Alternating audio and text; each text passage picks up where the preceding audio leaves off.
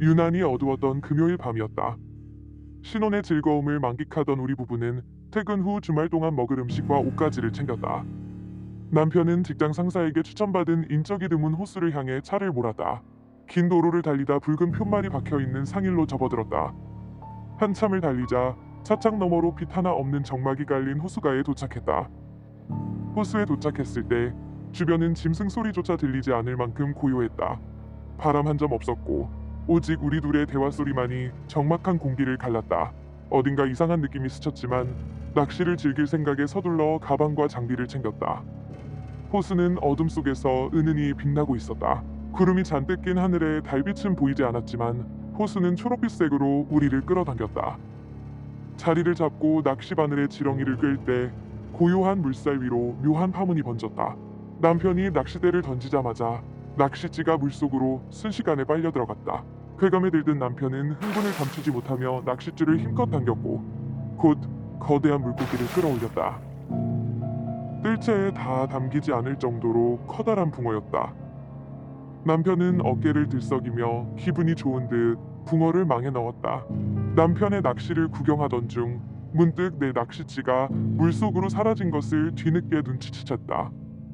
남편은 얼른 당겨보라며 손짓했지만 낚싯대 끝에서 느껴지는 건 묵직한 무게였다.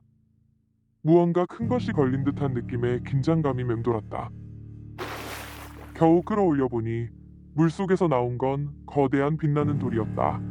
그 돌은 주변을 환히 밝힐 만큼 강렬하게 빛나고 있었다.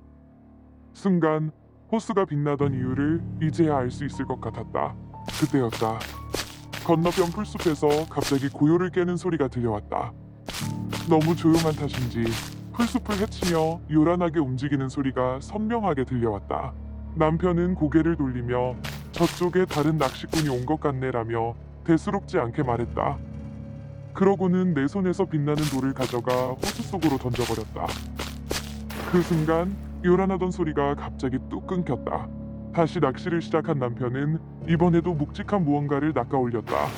그것은 또 다른 빛나는 돌이었다.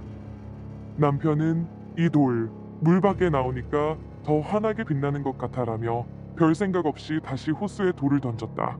그러자 우리가 앉은 자리 건너편 풀숲에서 갑자기 검은 그림자가 물속으로 뛰어드는 모습이 보였다.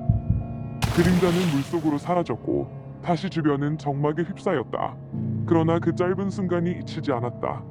어둠 속에서 본 그림자는 사람도 짐승도 아닌 형체였다. 그걸 떠올리자 온몸에 소름이 돋았다.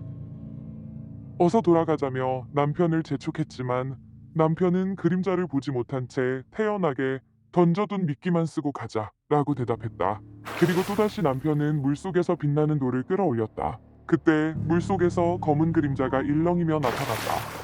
짙은 어둠 속에서 물결이 갑자기 일렁이고 그 무시무시한 그림자가 물 위로 솟구치며 남편을 향해 빠르게 달려들었다.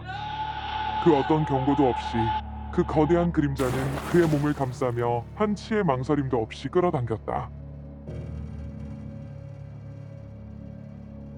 정신을 차렸을 땐 어느새 해가 떠오르고 있었다.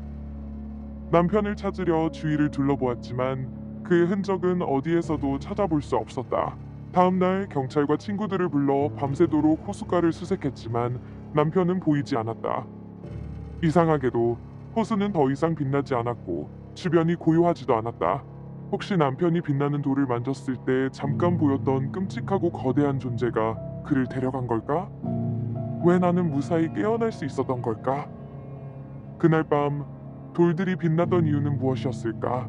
지금도 나는 그날의 비밀을 밝히고 남편을 찾기 위해 어디선가 다시 빛날 호수를 찾아 헤매고 있다.